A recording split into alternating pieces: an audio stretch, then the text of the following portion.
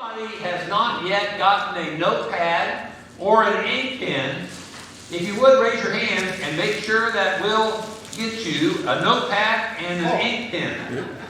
Those are not for you, Will. Those are for other people. If you have not gotten one, and one per family, please. And if you're married, that means you need to share. When you said I do, that's part of the deal. You need to share. And we don't want you fussing because you don't know how to share, especially in the house of the Lord. So we want to give you that as an expression of appreciation for your willingness to come and to invest some time in coming to this workshop. You did not have to be here, but you chose to come here. It was something that you weren't forced to do. You decided to do it. And let me tell you why I think that's a big deal. A lot of people look at the subject of grief and loss as a very negative subject. And they want to avoid negative things. So they won't come anywhere near any kind of a class or any kind of a workshop or seminar that has those kinds of words in it. Because their attitude is, I'm going to deal with that when it happens. That would be like waking up on April 15th and saying, I think I need to start working on my income tax. It'd be a really good thing to prepare for inevitable things in your life. And so I just appreciate the fact that you were willing to come and that you carried through the choice to be here tonight. And I wanted to make sure that we expressed appreciation for that by giving you the notepad and the ink pen. Now, another reason that I want to applaud you is I think that people who come to a workshop like this have a unique kind of heart. And that's a soft heart, a kind heart, a compassionate heart. Last night, after our 2 o'clock session yesterday, I drove over to Canton, and at the Northwest Church in Canton, I worshiped with them and preached on the theme of compassion in the covenants. Both in the Old Covenant and the New Covenant, God talks a lot about compassion. Do you have the clicker? And I do not have the clicker. I'm going to frisk everybody who stole the clicker. Hey, by the way, this is a very relaxed atmosphere. This is not a worship service. We had a little devotional. This is not a worship service now. Please consider this. I'll bet if I go up there, I'll find it. Can you take the glasses off and look for it and see? Would that help? Check your pocket, Will. But I want you to feel comfortable and relaxed in this atmosphere. Not so much that you go to sleep, but I want you to feel comfortable and relaxed because I want you to feel free to participate if you would like. Maybe ask a question or make a comment or an observation. Maybe you've experienced something that had an effect on you that you'd like to share, and we want you to feel free to do that. So please just feel like you can participate at any point during these sessions, tonight, and then Lord willing tomorrow night or Wednesday night. But let me go back to the heart thing. Compassion is something God has always expected of His people because He's a compassionate God. And when it came to Israel, He expected them to be compassionate. Deuteronomy 24 talks about that. The latter half of that chapter, He basically tells Moses, you go talk to the people and tell them to behave themselves. And recognize that there are people who are less fortunate than they are. And you make sure that you take care of the needy people, like the fatherless and the widowed and the foreigner or the stranger. Well, there are many times in the Old Testament where God tells His people, take care of people who are hurting, who are in difficult life circumstances. In the New Testament, you got the same thing. The story of the Good Samaritan. You got a priest and a Levite. It wasn't that they didn't know. They knew. They saw that man laying there half dead. But they didn't have a compassionate heart. They just went by on the other side. But then there's this Samaritan. He has a compassionate heart. So when he sees the guy, he stops. He puts everything on hold in his life. And he was headed somewhere. But that didn't matter. He stopped and he tended to that person who had needs. Compassion causes us to be actively assisting people who are struggling. Well, that's really what the Widowhood Workshop Ministry is all about. It's a grief ministry that is a compassionate ministry seeking to help people who are struggling with loss in their life. It's not just something that honors the widowed. It's not something that just helps the widowed. But it is named after the widowed because they are the ones who have suffered the greatest loss probably they'll ever experience this side of eternity. And that's the loss of their spouse. So it's in honor of them. This grief ministry is called a Widowhood Workshop. Now, my family, this is my family's passion project. We affectionately refer to ourselves as the board of directors. We even have board of directors meetings. And even the grandchildren are involved. I have 3 daughters, 3 sons-in-law, 5 grandchildren. And everybody has hands-on responsibility in this grief ministry. One of the really neat things that we do every year is a way of especially being considerate toward the widow. Because there are special things that we do in regard to the widow. One of them is this retreat that we do every year in July. The 3rd weekend in July, we offer an invitation to widowed people all over the country.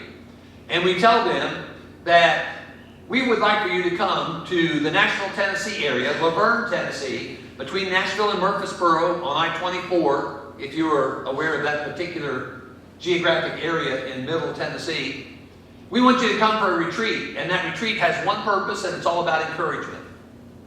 We've got at least a couple of people here who've attended that. Sue Truex has attended, no, not Sue, Will. Will has attended that, and I was thinking there was somebody else here who had attended. But it's all about encouragement. It starts Friday about 4 o'clock and ends at Sunday at noon. And here's a little insight into the background work where our kids, as well as the 6 adults in my life that are very special, we all work together to create this hospitality weekend for widows and widowers. We have them, this past year, we had over 170 there from 12 different states, and nobody pays a registration fee. You go to a retreat nowadays, you might pay $150, $200, $300 to go to a retreat. They don't have to pay a penny. And the ministry absorbs all the expenses. All they have to do is get there and find some second cousin they haven't seen for 20 years and ask them if they could stay overnight at their house. Or they could get a hotel if they'd like. And we just treat them really special. We want to make sure that the whole time they're there, we want them to feel like they have been treated like royalty. That's always our goal. And so, by the way, if you're widowed and you're here, I want you to know that on the communion table, I'll have some flyers about the retreat this year, July 17 and 19, and we would love to have you come. I even let people from Michigan come, and I'm a Buckeye. Here's what I want us to talk about tonight. What grief does to us. Surely we have all seen some commercials on TV about a legitimate concern for illiteracy in our country. You know, kids not learning stuff. Well, that's illiteracy. Well, there's a grief illiteracy in our culture. A lot of people, the vast majority of our culture, really doesn't know about grief. And because of that, that makes grieving even more difficult. And also creates problems because the people who care about you, if they're ignorant about grief, they're not going to be able to effectively help you. Just to give you some idea and perspective about this, I want to read to you out of a couple of books. This first quote comes from a book called How to Go On Living When Someone You Love Dies. Now, if you'll notice here, one of the 3 mottos of the Widowhood Workshop Ministry is don't die until you're dead. Sometimes when we have people in our life die, we die too. We're still alive physically, but all we do is exist. And we permit that loss to become what identifies us the rest of our life, and we just exist. That's not how we should live.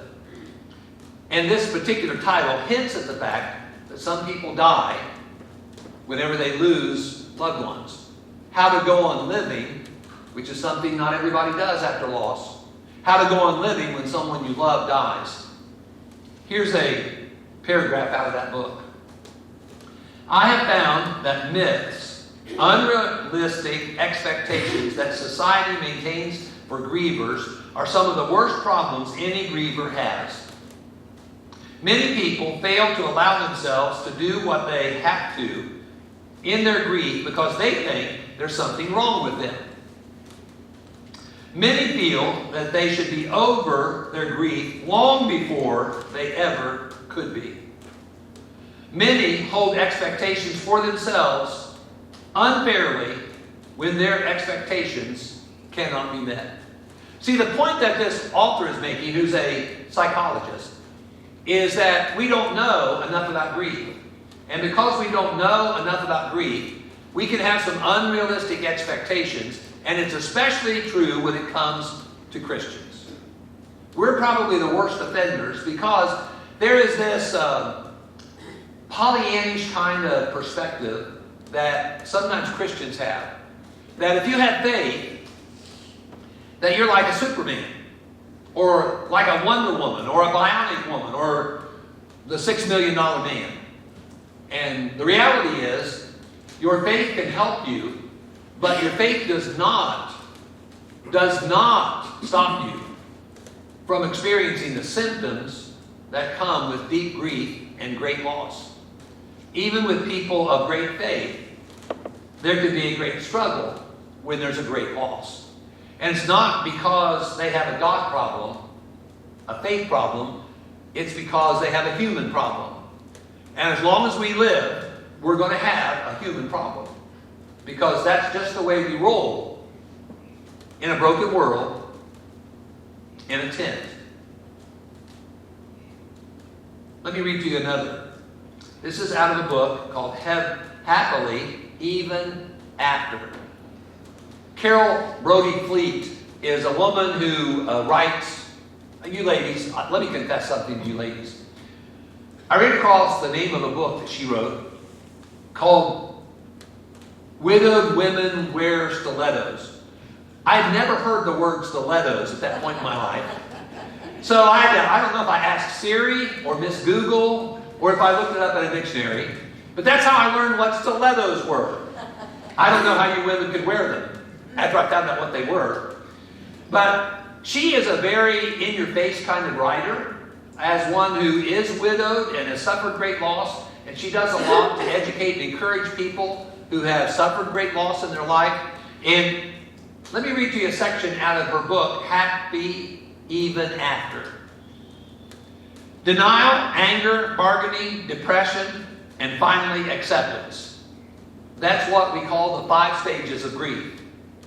She says, with much respect paid to the good doctor who came up with that notion, I have found that it's not always that clear-cut and dry and simple. And it is certainly something that isn't necessarily chronological. Not only are there a whole lot of more emotions with which you have to be dealing with, but many people who suffer great loss are surprised at some of these emotions once they crop up and seemingly take root in our life. Notice again, she's talking about how in our ignorance, we have, because of that ignorance, more vulnerability. The more you know about a threatening or challenging life experience, the better you're going to be able to manage it. You're not going to be able to avoid it because everybody's going to experience loss in a broken world. But what you can learn is you can learn some things about the experience that will not help you avoid it, but it will help you to manage it. And that really is a realistic goal for all of us when we're going through a difficult time in our life. One of the things that we need to be educated about is what grief does to us. What kind of an impact does it have in our life when we suffer the loss of something that's very valuable in our life? This is a good graphic to indicate what grief can do to us. It doesn't just change our life. It doesn't just turn our life upside down. it blows our life up. If it's somebody that we have become extremely attached to in our life, it could be a child of any age. It could be a sibling. It could be a spouse. It could be a very, very, very close brother or sister in the Lord. But when we lose people in our life, or it could even be something that we lose in our life, very valuable, it's really going to shake us up. We can be shaken up to the core of our being and dramatically have our lives changed tremendously as if they were blown up. And what we have to learn is the process of grief and how to rebuild our life. Because we first got to survive the experience. Then we have to learn to cope with the experience. Then we have to realize we can grow through the experience. Then we can go out and we can use the experience to help other people. But grief can have a powerful effect in our life. Here's the way we roll. We're born into the world, and it's a broken world. It's been that way ever since Adam and Eve got kicked out of the Garden of Eden. And in this broken world, we love certain things and people. Over time, we have a tendency to become very attached to people and things. Now, by the way, let's say that you lost your house. There was lightning struck your house, and your house caught fire, and you totally lost your house and all the possessions in your house. Now, how big of a deal is that on a scale of 1 to 10? 12. 12, okay. By the way, has that happened to anybody? Has anybody here lost their house, actually? What happened? Explosion. Explosion, okay. Back here, what happened? In the garage, my husband was trying to repair the truck. Your husband was trying to repair the truck in the garage? Yes, and kerosene, he was using kerosene, and ignited with the fuel pump, which was still running in the truck. He was using kerosene? Yes, and I was here in church. And what happened? How did it? It just, he said, it went through the house like a torpedo. It went through the house like a torpedo. That's what he said, and he had thought that I didn't bring the boys with me, but I brought everybody that morning. I made a big deal about it, and it was just amazing because normally the young boys wouldn't get up and go. And I said, an hour of church is not going to hurt. Tell them to go.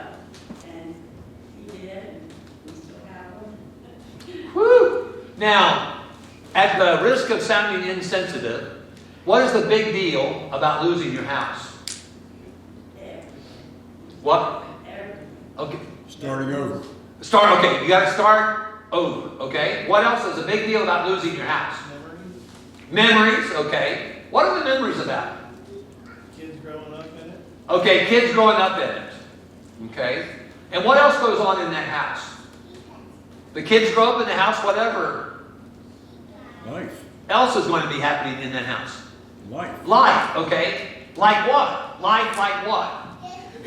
Arguments. Arguments! Now there's an honest family member right there, okay? And how about some loving too? And some hugging. And in that home, what you're doing is you're living together and you're building relationships. The value of your home is not what Zillow tells you it is. It's what you think it is. There's a thing called sentimental value that causes us to more highly value something than what they call the market value of something is.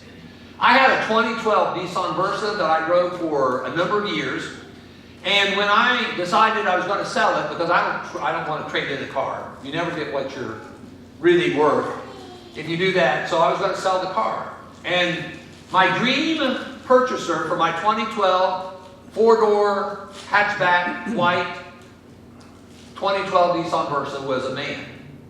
A guy who had gone out on a date with a woman in his 2012 white two-door Nissan Versa hatchback.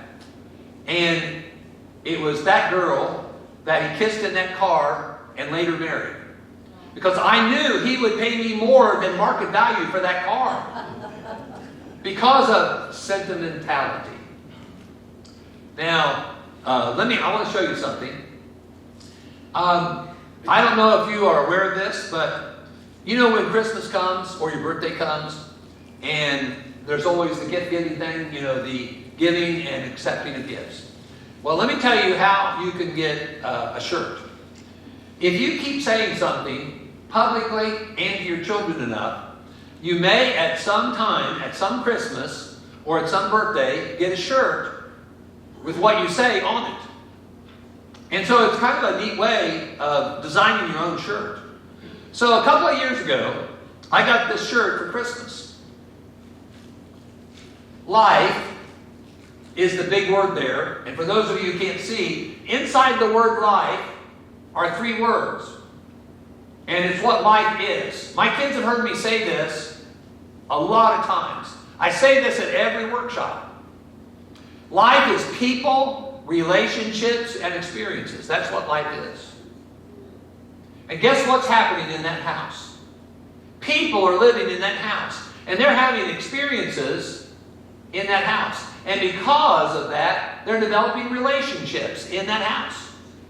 And so when that house is sold, or what would really be terrible, if something happened that it was destroyed, it would be an awful thing, and you would grieve because of that. And the more value, sentimental value, and maybe also the retail value added to the sentimental value, however high that is, if it's really high, you're going to grieve a lot. Now, if the sentimental value is not much, and maybe the market value wasn't that much, you wouldn't grieve as much. But the more value you put on something, the more you're going to grieve when you lose it. Can you imagine somebody telling me that losing their wedding ring was a big deal? And they grieve because of that? Why would a woman, I know why a man would, why would a woman grieve if she lost her wedding ring? Give me a reason. Why would she grieve? Our neighbor lost hers because it was her husband's and hers together. It was her husband's and hers together. Okay, anybody else? Why would a woman grieve if she lost her wedding ring? The memory of the marriage. Okay. But can't you get another wedding ring? It's commitment, what the commitment represents. Okay, it represents commitment.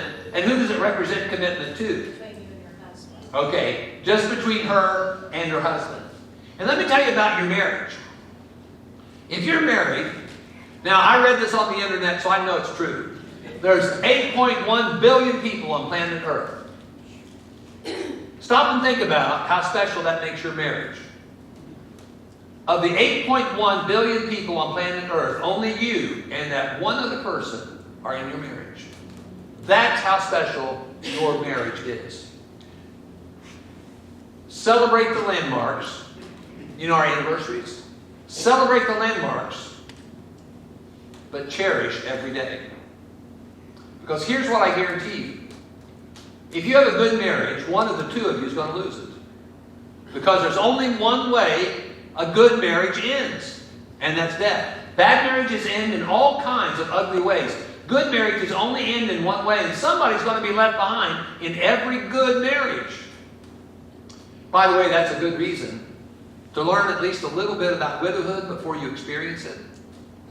Well, going back to this shirt, anything that you have had an experience with, even a thing, like for instance, did you know there are pet cemeteries? I met a lady, I think it was out in Texas. She said her husband had 3 dogs, and he died. And while he was alive, him and those 3 dogs, they hung out together. They did stuff together. And you know what happens? When you get a pet, what's it become over time? With experience. When you have that pet, you bring it home and it's a PET. And then it morphs into a CHILD. How does that happen? Experience over time. Even a thing. You have enough time with a thing over a period of time, you're going to become attached to it. And that's a part of life. And when you lose anything that you become attached to, that you love, and I use love in that generic way that we do in the secular world, You know, when you become really attached to something and then you lose it, you're upset. I have a friend who often meets me at different places when I'm doing workshops. He's not able to be here with me on this particular workshop. But we were in the state of Michigan, which, is this being recorded? I don't like going to Michigan, okay? I was born in Columbus, Ohio, in St. Anne's Hospital, just a little bit from Ohio Stadium, okay? But anyway, I do workshops in Michigan. And so he and I were up there, and after we had a few hours after the workshop finished on Saturday, we went to this art museum. And I let him out closer to the facility, and I went and parked the car. When he got out, he didn't know it, but he dropped his wallet. And it was right there on the asphalt. And he went ahead and went on in. Well, I parked the car and I went ahead and went on in. After we went through the art exhibit, we went to a restaurant, drove about 40 minutes to this special restaurant we heard about. And then we get out of the car, and it dawns on him, he doesn't have his wallet. We're 40 minutes away from where I dropped him off. And I have never seen that guy in the condition he was after that happened. He was sweating bullets because he flew. My ministry flew him to Detroit. And he thought, I don't even have an ID. How can I get on a plane and get back home? I don't have any money. Well, fortunately, we went back to the exhibit. Some very kind and very ethical person found the wallet and turned it in. And so when he came and could describe it, he got it back. But when he lost that, it shook him up. When we lose things, but especially when we lose people, it can really have an effect on us. And that's what I want us to talk about a little bit. It confuses our thinker. I want to read to you a couple of sections out of a book that's out there on the display table. This book is called The Grieving Brain. Now, let me tell you about one of the things that I think we are very illiterate about in regard to this subject. People have a tendency to look at this experience as an emotional experience only, and don't realize that it's not only an emotional experience. It's way more than that. It is a mental struggle. Now, what I'm going to read to you out of this book, The Grieving Brain, is written by a neuroscientist. For years in her life, she has seen the MRIs, the CAT scans, and done all of those scientific studies as a neuroscientist. On top of that, she's a psychologist, a therapist. She's done a tremendous amount of grief therapy. So she writes this book called The Grieving Brain, and let me read to you a section out of that book. Even when a person has been ill for a long time, no one knows what it would be like to walk through the world without that other person. My contribution as a scientist has been to study grief from the brain's perspective. From the perspective that the brain is trying to solve a problem when faced with the absence of the most important person in their life. Grief is a heart-wrenchingly painful problem for the brain to solve. And grieving necessitates learning to live in the world with the absence of someone you love deeply who is ingrained in your understanding of the world. The Cleveland Clinic website, if you go to it and search for information about mental confusion, look at what they say. Confusion is a symptom that happens because of brain activity disruptions. Now, what is going to disrupt your brain more than you losing somebody really precious in your life? Or losing something in your life that you really value greatly? You're going to have a mental disruption. Now, they add to that any condition, circumstance, or event that disrupts your brain function can cause confusion. What's going to do that more effectively, stronger, than somebody that you love dying? And that's why this quote, I think, has great significance. She says this means that for the brain, your loved one is simultaneously gone and is also everlasting. You are walking through two worlds at the same time. You are navigating your life despite the fact they have been stolen from you, a premise that makes no sense that is both confusing and upsetting to your brain. What she explains in this book is that people exist in your brain, not only in your presence, but in your brain. And when they're removed from your presence, when they die, they still exist in your brain. And so your brain is confused because they're in here, but they're not out here. And your brain has become used to, over the years, that person being a part of your life. But now, your brain doesn't see that person and recognize that person, and your brain doesn't understand that. Because that person's here, but not out here. And so your brain is confused. And she explains that it's a lot like these games that kids play, where your brain is kind of floating around, and it's called virtual mapping. Your brain is just kind of floating around, and it's trying to figure out and get reset because it's confused because something's not there that's been there for years. So you're struggling mentally. Now, later on in the book, she makes this observation. In humans, it is because your loved one existed that certain neurons fire together and certain proteins are folded in your brain in particular ways. It is because your loved one has lived and because you loved each other, that means that the person is no longer in the outer world. They still exist physically in the wiring of the neurons of your brain. That's why you sometimes hear people talk about being in a fog after they've suffered great loss. And their thinking is just, it's not clear anymore. It's foggy. Now, how recent, and for me it was only a couple of weeks ago. I don't remember what state I was in, but for some reason, it was very foggy. And it was also night. So, and I don't even like to drive at night anymore. I guess that makes me a dinosaur. But I hadn't driven in fog at night for a number of years. And I got to thinking about really how scary that is.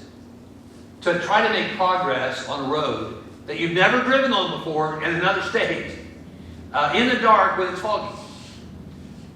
How easy it could be for something just to appear right there in front of you, just in the blink of an eye. And how quickly damage could occur to you or to others because of the fact you're dealing with fog. It can be frightening to deal with fog when you're driving. Well, magnify that and think about how scary it can be when you've lost a loved one, dealing with the inevitable progress of you being drugged forward in your life, and you're foggy in your thinking. That can be scary. Now, by the way, I don't know if you've noticed this, but the hands on the clock keep going around. No matter what's going on in your life, and no matter how you feel, the hands on a clock just keep going around. Have you ever been to an airport or a public place where they have these people movers, where, not escalators where you go up or down, but I'm talking about a flat surface, and people get on them and they just get moved forward. Now that's what we're all doing in our life. The clock doesn't stop. It doesn't stop ticking. The hands don't stop moving. And life is just keeping you moving forward. Now, there's two ways of moving forward. You can move forward with confidence, like you see somebody gets on that flat surface that's moving forward and they just keep right on walking. And then I see other people in these airports when I'm flying. They get on that and they just stand there. And they're just pulling forward. That's what's happening to all of us tonight. Life is pulling us forward and we can't stop it. You're going to go forward in your life, but it's a choice of how you're going to go forward in your life now. Somebody has died in your life that was precious to you. It's had an effect on you. Life is still going to drag you forward, but you've got to learn how to go forward with confidence. And that's why it's so important to learn about how the grief experience can affect you. Now, in addition to messing with your head, it messes with your heart, with your feeling. So your thinking is confused, and emotionally, you are struggling. Now, I said that I'm concerned about people who think grief is merely an emotional experience, because that's only a part of it. It is first a mental struggle. It confuses your thinker, but it also messes with your feeler. And the combination of those two things, that's why you think you're going crazy. That's why you are a train wreck. And it's okay to be that way. Because you are human. You are a mere mortal female. You're a mere mortal male. You're not Superman. You're not Wonder Woman. You're a mere mortal human being. And the things we experience in our life have an effect on us. If you lose your health, if you lose your home, if you lose a child to the world, after you've loved them and nurtured them and tried to encourage them to become Christians, but you've lost them to the world.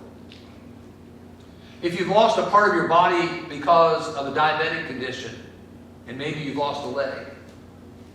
There's a lot of brutal losses that we have of great value. And they're going to change our life and how we're going to be able to live our life. We're still going to be able to live our life, but the reality is when those things happen, there's both a mental and an emotional effect that we have to deal with. This book is the best book I have ever read about the loss of a spouse. Now, I've written 3, and mine aren't nearly as good as this one right here. By the way, quick commercial out there in the foyer. I've written 3 books about widowhood and marriage. Now, you can't write about widowhood without writing about marriage, because widowhood is the loss of that precious blessing of marriage. One's called Before the End Comes. One is called When the End Comes. One is called After the End Comes. You can get them on Amazon if you'd like, or you can get them out there in the foyer.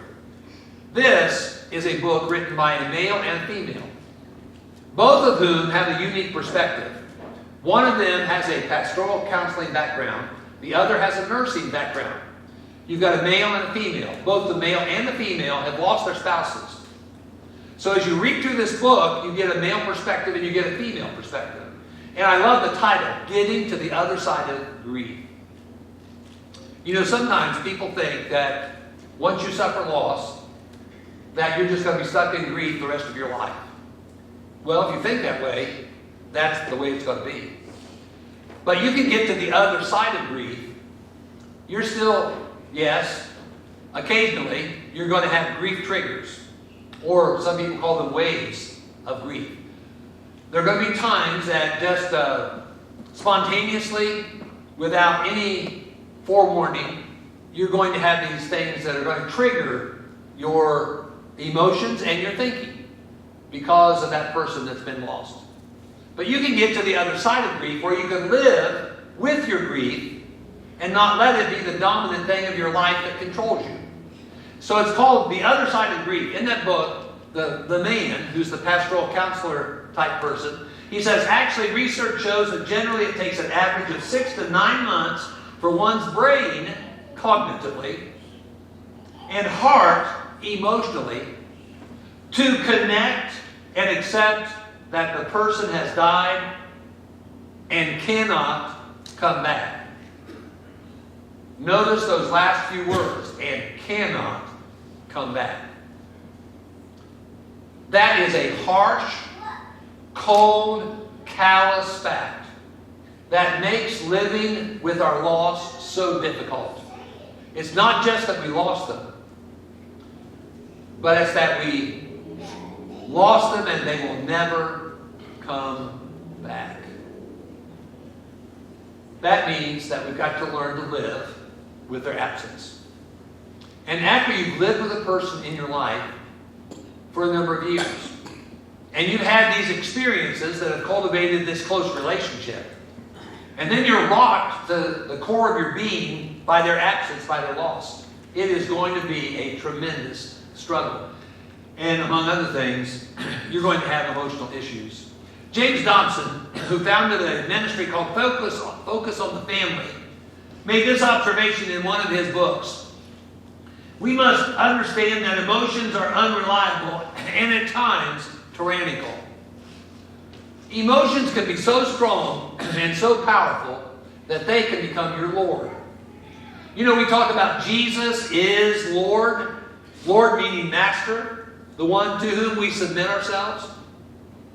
What can happen in our lives if we suffer great loss? Grief is Lord. And grief can dominate and control our life. Now, let me give you a concession. I think early on, I've never said it this way, but early on, there's no hope. And what I mean by that is, yeah, grief is going to get the better part of you. It is going to dominate you and control your life. Now, that doesn't have to go on forever. But when we're what I call deeply grieving early on, we have to recognize that we are human beings. We have a thinker and we have a feeler. And sometimes our circumstances can be so severe, so tragic, and so dramatic in how they affect us that we can be to the point where we can't think straight, we can't be calm, and we're so deeply saddened and we're depressed by the fact that we've suffered great loss. We may begin to question ourselves. We may even have self-doubt. And again, wonder, am I going crazy? And then that just continues to encourage your brain to think negatively. And then your emotions are in overdrive. And you're a mess. And you don't have to apologize for that. Because that is a natural, normal reaction to great loss in your life. Let's be patient with ourselves and let's be patient with others who are going through great loss. And let's understand that this is a process and the progress sometimes is painfully slow. Painfully slow. As a matter of fact, I think this is a good way to look at it. Has anybody here in this room ever been in intensive care as a patient? Ever been in intensive care as a patient? Oh, okay, 2. 3. Okay. You're a pretty healthy bunch. Now, tell me what is different about being in intensive care compared to being in a regular room. What's different about it? Peggy, what would you say? I don't remember anything. You don't remember anything. Okay. Now, if you're so messed up physically, okay, when you have that much of a serious problem that you can't even remember later on what was going on, apparently you maybe need a little bit more help than you get on a regular floor, right?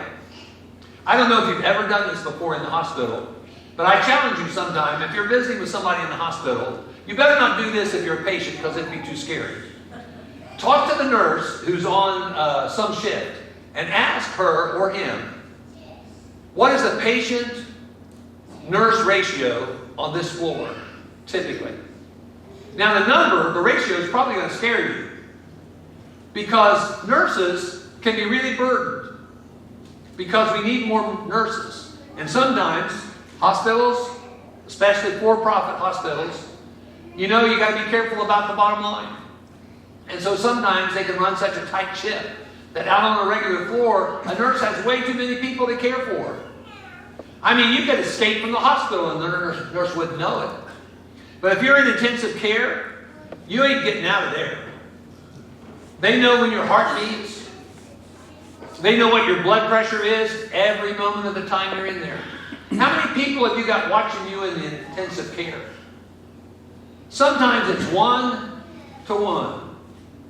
And they are watching you, and you better behave. Because you're in intensive care. You're in intensive care because you need extra help. When we have suffered great loss, let's be more honest with ourselves and more honest with others. When people are suffering from great loss, they are in an intensive care season of their life. And what that means is they need special help. And we shouldn't be critical of the fact that they need help, that they're not themselves. How in the world could somebody be themselves if they suffered the loss of somebody that was so precious and special in their life? Let's be realistic about this. Let's not think that because we have faith, this should be really pretty easy. Because the fact is, your faith is really not going to cause you to feel less pain. It's going to give you the ability and wisdom and strength to negotiate the storm of grief. But that faith is not going to stop you from feeling feelings that are uncomfortable and thinking things that are not comfortable. I think it was Saturday in our Living with Loss luncheon, I mentioned that the first time I ever did anything like this, after my wife passed away, a few times I went to the Chester, West Virginia church, and I don't know, I refer to this on occasion in other states, so I have to identify it as Chester, West Virginia. I know I didn't need to do that, but that just naturally came out. You know where Chester is. This was the spring of 2015, and the elders permitted me for a couple of Sundays to use Bible class and use my sermon time to do a little bit of something I was struggling with, to try to put together something that would be like a grief workshop. And when we were talking about widowhood and the effect of the loss of a spouse, after that session, a fellow approached me, probably in his early 80s. I remember him being bald-headed. I remember the lenses of his glasses were about as thick as those old glass Coke bottles.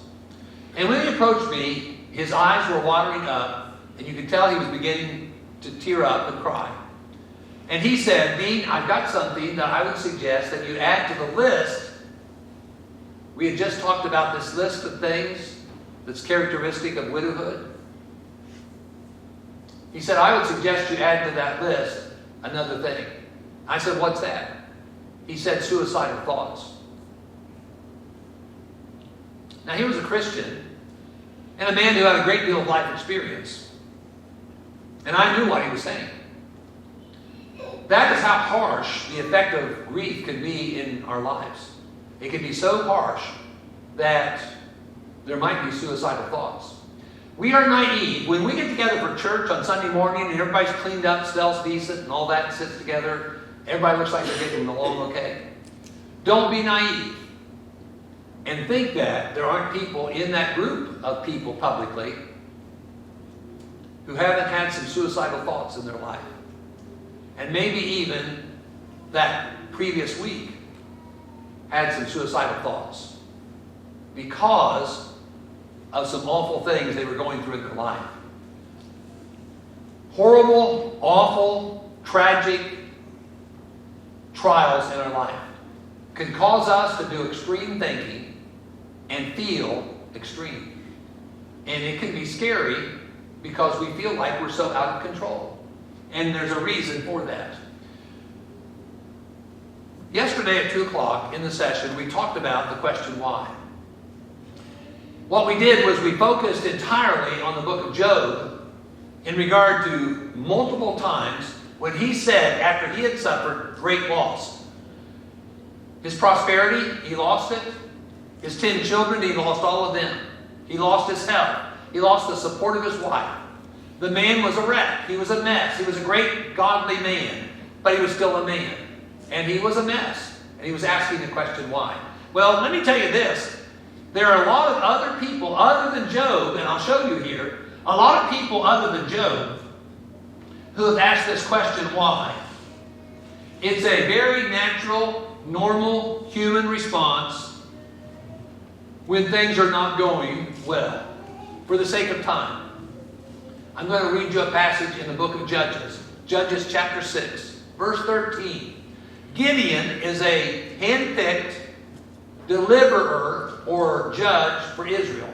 Now, in the book of Judges, what you read about is 7 cycles where God's blessed them, they're enjoying prosperity, but then they embrace corruption and idolatry, But then they start suffering the consequences of all that. Then they cry out to God for forgiveness. God forgives them. God takes them in. And then they live good for a while. Then they crash and burn again. And it's 7 cycles like that. Well, in Judges chapter 6, Gideon is recognizing how pitiful a state Israel is in. They're really suffering bad. Just to give you an example, verse 6 of Judges 6 says, "So Israel was greatly impoverished because of the Midianites, and the children of Israel cried out to the Lord." So Israel is suffering greatly. They have suffered great loss in their life. They're going through a lot of hardship in their life. Now notice down later what Gideon says in Judges chapter 6 verse 13. Gideon said to the angel of the Lord, "Oh my Lord, if the Lord is with us, why then has all this happened to us?" Now what does that tell you about Gideon's thinking about if the Lord is with us? He said, let me repeat it. He said, if the Lord is with us, why is all this bad stuff happening? Well, what does that tell you about how Gideon's thinking about if the Lord is with us? How should life be? How should it be if the Lord's with us? With Gideon's thinking here. It should be good, shouldn't it? Prosperity, joy, hope. Well, the Lord's with us, but that doesn't give us a get out of grief card to play in our life. It doesn't. And maybe the reason why is, a lot of times we do a lot of growing and a lot of learning through the hardships that we experience in our life. It's not that God is torturing us, because it's not Him, it's the devil. But He's permitting us to suffer to teach us some things that we need to learn and grow from. In Jeremiah chapter 20, let me read to you the last verse. "Why did I come forth from the womb to see labor and sorrow?" He was one of the most persecuted prophets in the Old Testament. He said, "Why did I come forth from the womb to see labor and sorrow, that my days should be consumed with shame?" God permitted Jeremiah to suffer greatly. But Jeremiah was faithful, struggling in his ignorance about the question why. Now, maybe you remember me saying, if you know the who, you can endure the what, no matter why. If you know the who, no matter what's going on in your life, you can handle that, no matter what it is, if you know the who. If you know the who, no matter what, you can handle things, and you can survive things. Because the Lord is with us, but in the process of the Lord being with us, the reason why He's with us is so that we can lean on Him. In our prosperity, sometimes we forget about our need for God, because life is hunky-dory, a bed of roses, and we can forget our dependence upon God. I'll tell you, in my life, when I started praying with great passion like I'd never prayed before, it was when I was caregiving. And I was struggling with the responsibility of caregiving. At times, some days, some nights, at the end of my rope. On a few occasions, snapping. You just feel like sometimes you're going to snap, and then sometimes you do. During that period of my life, I prayed a lot differently than I had previously. Then when she died on Christmas morning of 2013, my prayers ever since then have been way different than they were before she was afflicted with that disease when she was 52 years old. Asking the question why is a very natural, normal thing, and even Jesus hanging on the cross asked the question why. We can live without knowing why, but it's a really hard thing to get to that point where we can do that, where we can live without knowing why. What I'm simply pointing out to you is you can expect grief to have an effect on you mentally, emotionally, psychologically, socially, physically, and even spiritually. Grief has a powerful effect in our life. It doesn't mean it's going to end our life. There's life after loss, but we've got to choose to live it. And that's a hard choice to make. Even for the best of us, it's a hard choice to make. Let me conclude by showing you a couple of people. Andrew died at age 7. Josh and April. Josh is the pulpit minister in Pikeville, Kentucky, in the Appalachian Mountains. And their son, a couple of years ago, well, it was 2022, in October, he just up and died. 7-year-old children shouldn't die. Do you know what April, the mama, does every night still? She goes into his room and reads him a Bible story or a bedtime story. That's her way of coping with her loss, even to this day. Dennis and Carolyn Higgins are members of the Lord's Church up in Olathe, Kansas. When their son was 29 years old, he was driving through Trenton, Tennessee, and was in an awful accident, and he died. Their son was only married about 1,300 days. I know that because I know the widow, his wife. She wrote a blog about the experience of the loss of her husband in that tragic automobile accident. And here are Bradford's parents. And they have to live with the reality they lost a 29-year-old son in an auto accident. Some people lose their spouse. Going from left to right, that young lady came in one day. She put her purse on her washer and dryer and her keys there, walked down the hallway, and found her husband in a pool of blood. When she reached to check about his pulse, she felt the gun that he'd used to take his life. The next young lady was 34 years old. She was laying in bed with her 36-year-old husband. And he had a heart attack. She pulled him off the bed to get him on a hard surface, administered CPR, and he died. He was 36 years old. She was 34 years old. And they had a child about 5 or 6 years old at the time. Her name is Emily.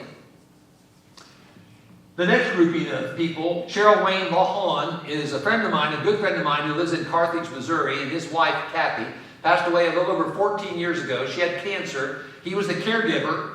He quit his job and retired as an educator. His wife was an educator, but he cared for his wife, and he's been with her for over 14 years. The female who's next, in this past November, it was 20 years since her husband, Gary, passed away. And when her husband, Gary, passed away, she had 3 children at home. I think 2 were in high school and 1 was in middle school. The fella in the middle, his wife, Sharon, they were married for 31 years, and he's learning to live without Sharon in his life after 33 years. The next person lives in Blue Ridge, Georgia, and her husband, when he was in his 50s, contracted a very unusual disease that was just not something they were able to effectively deal with. And he succumbed to it in his 60s.